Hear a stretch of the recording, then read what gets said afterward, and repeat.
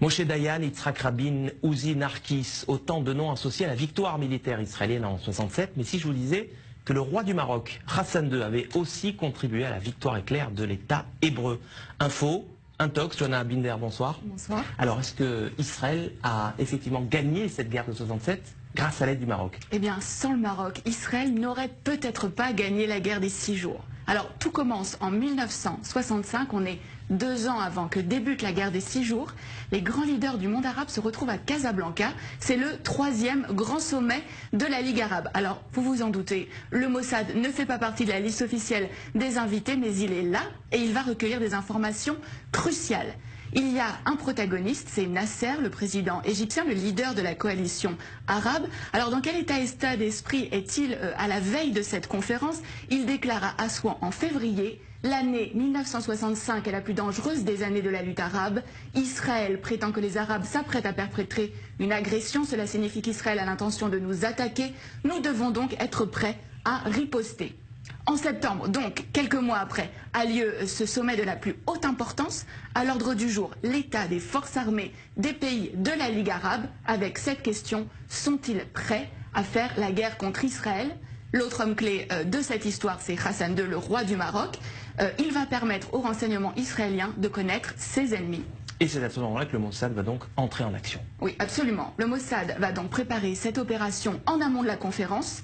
Plusieurs jours avant, une équipe du Shin Bet et du Mossad, il s'appelle à Tsiporim, donc les oiseaux, vont occuper le dernier étage du très luxueux hôtel à Casablanca où sont attendus les dirigeants arabes et où va aussi avoir lieu la conférence.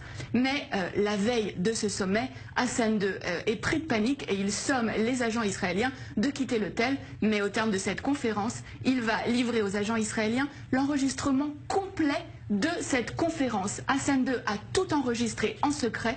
Il n'a pas confiance dans les invités de la Ligue arabe. C'est à peine croyable. Mais qu'est-ce que les Israéliens vont bien pouvoir découvrir sur ces cassettes? Alors, les enregistrements vont révéler qu'il est question de créer un commandement arabe unifié pour mener les hostilités contre Israël. Et le point crucial, c'est que les rangs arabes sont profondément divisés. On va pouvoir entendre des échanges extrêmement vifs entre Hussein de Jordanie, mais aussi Nasser.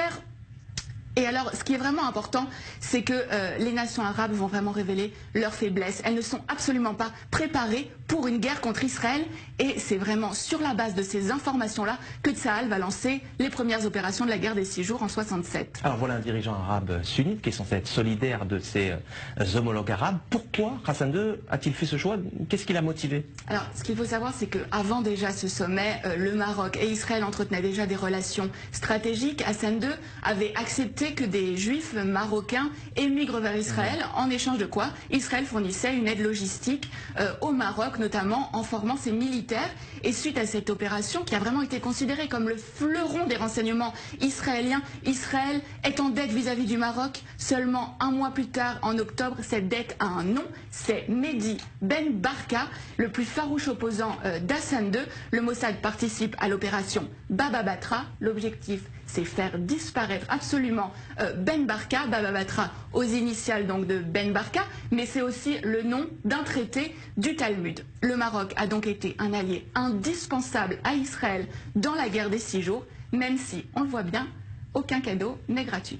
La petite histoire de la grande histoire. Merci Johanna Binder pour ces détails croustillants, dignes des plus grands films d'espionnage. Merci d'être passé nous voir sur le plateau du Magorien.